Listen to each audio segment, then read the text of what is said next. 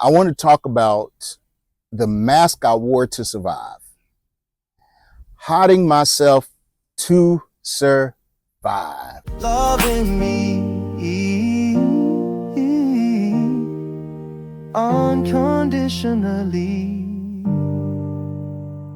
Hiding myself to survive throughout my life, being under the radar, not letting people know that I was gay, just hiding. And I remember in high school, I was in JROTC, military. It was Army JROTC for 4 years. I was actually pretty good at it. I was military ball king. I was good at it, right? But I remember, I think it was 10th grade, that all this time I were in class, and I think I was coming back or from the restroom or something, and we were doing some work or something. Everybody was at their seats, and I went to sit down, and I must have didn't sit down in a masculine way,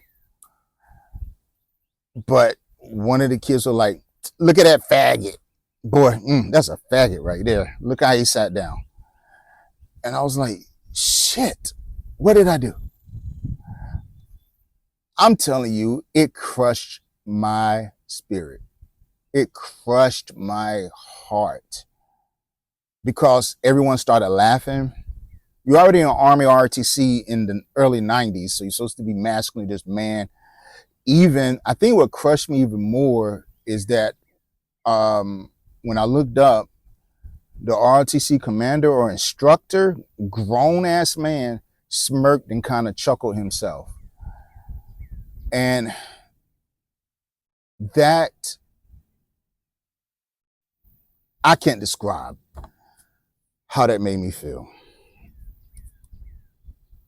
It like somebody snatched my soul or all the little confidence I had and just flushed it down the fucking toilet. I felt belittled. I felt embarrassed because I worked. I was telling myself, damn, I slipped because I worked so hard at being masculine. And then when I felt comfortable or safe in the environment, I must have showed a feminine quality. But I'll say that I did. I can't quite remember how I sat down, but I must have sat down in a feminine way. And man, they laughed about it. And kids under their breath, would say, faggot. And I was like, fuck, what just happened? So it made me feel less than a man. I felt exposed. I felt like I was no longer in an unsafe environment. It's probably why I became a teacher. And I made sure in my classrooms that my classroom environments, when I taught, was a safe environment for everybody. Because I remember these things. I remember the taunts. I remember being teased over and over again for all kind of stuff growing up, right? I felt like an outcast. And one of the things about being black in the black community, I felt like I need to man back up because as a black man, if you don't know, it's like you're letting the black woman down, you're hurting the black family, you're hurting the black community, you're letting them down, you're an outcast, you are not a representation of who we are as a people. So there's really no place for you being a black gay male. Who wants that as a kid? Who wants that as a young adult? Who wants that as a teenager, right? So it's like my gayness will hurt other people. And I had a kind, beautiful heart. I didn't want to hurt other people. So I made sure that I didn't show that I was gay in any aspect whatsoever. So I basically, I fortified myself. I made myself this more masculine, more manly, used the rhetoric, even used gay rhetoric against other people that were feminine just to hide me. Oh my gosh, man. And that was the worst because I'm telling you, getting to walk down, getting to like the George Jefferson, like little, when you walk, having the little pimp walk in you, you know, getting to talk down, like, what's up, dog? What's up? Um, and that rhetoric down pat, right? Talk about what you would do to this girl, that, just doing some lewd things. But on the inside, I'm telling you, it was like I was two different people. On the inside, it was hurting like glass. Like somebody was just ripping my innermost soul, my innermost being, to the place it was so exhausting. When I went home, I just shut the door and just laid in the bed. Oh, it was wearing me out. And it made me feel that something's wrong with me. That I'm not enough, of course, that I'm not enough. So, but what I realized,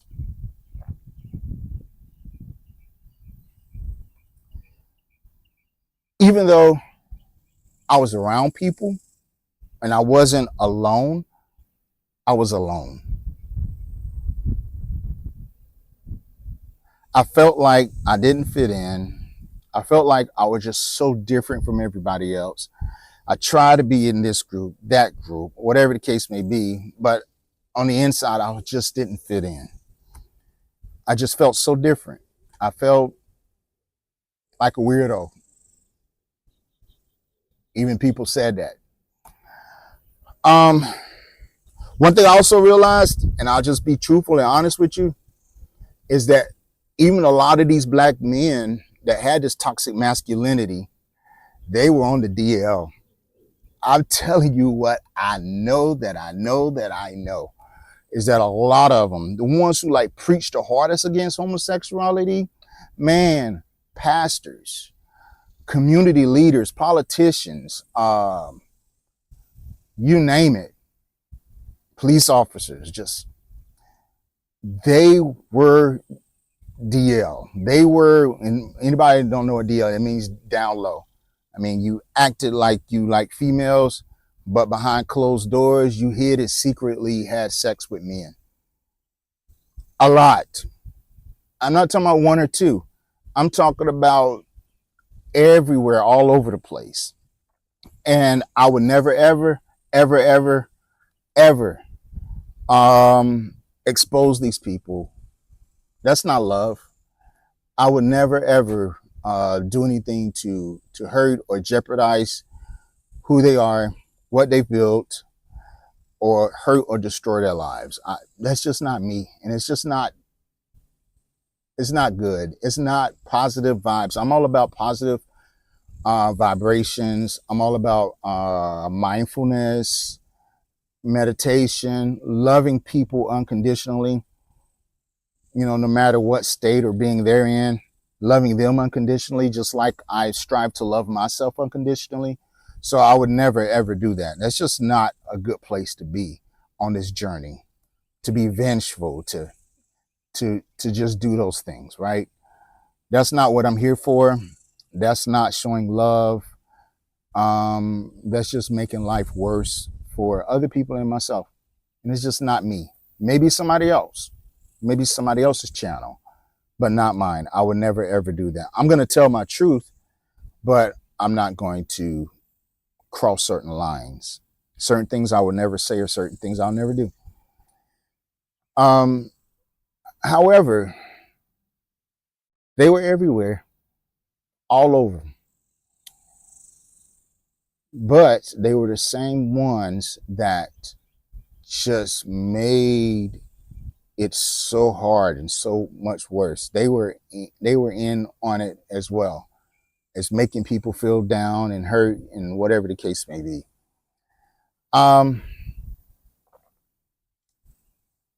So now, instead of hiding myself, to survive, I just openly just be me. Just whoever I am is who I am. Take it or fucking leave it. This is me right here, right now. I don't have the strength or the capacity in life anymore to give a fuck about what other people think or feel about me. I don't have that in me anymore. Maybe it came with age. I don't know.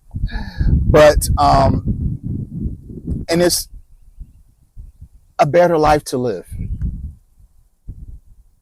A better life to just enjoy. Where you're not trying to live through the expectations of someone else or other people. It's beautiful. It's blissful. It is fulfilling. That's a good word, fulfilling. It's very fulfilling. So what I do now is I surround myself with love and acceptance. I surround myself with people who love me for just being me.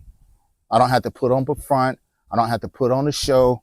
I don't have to think a certain way. I don't have to walk a certain way. I don't have to believe a certain way. I don't have to talk and act like them in order for them to feel comfortable enough for me to be in their presence.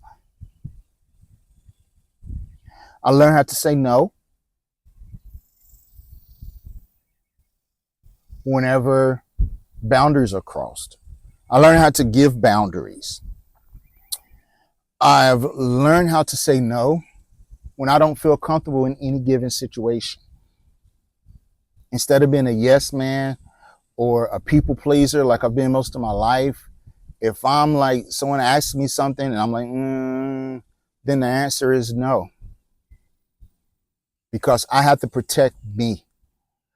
Who else is going to protect me more or better than me, right?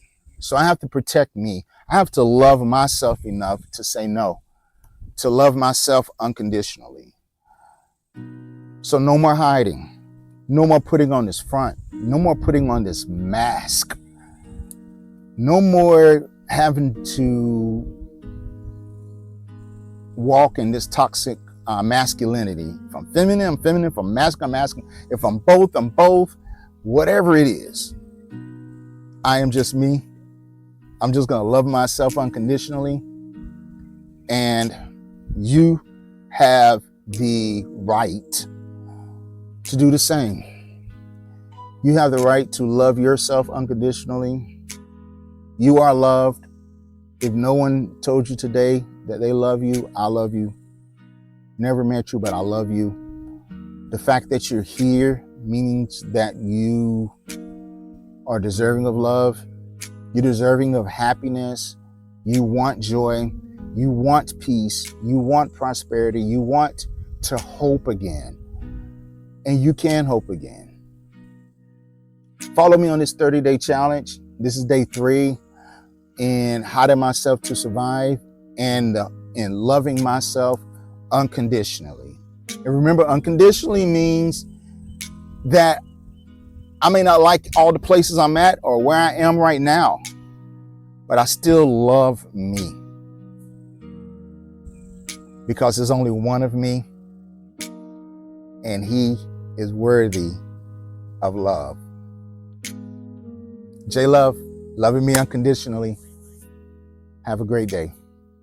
Loving me unconditionally, loving me unconditionally. Through the fire, through the storm, I found the truth inside of me. Loving me unconditionally, loving me unconditionally. No more shame, no more fear, I'm exactly who I'm meant to be.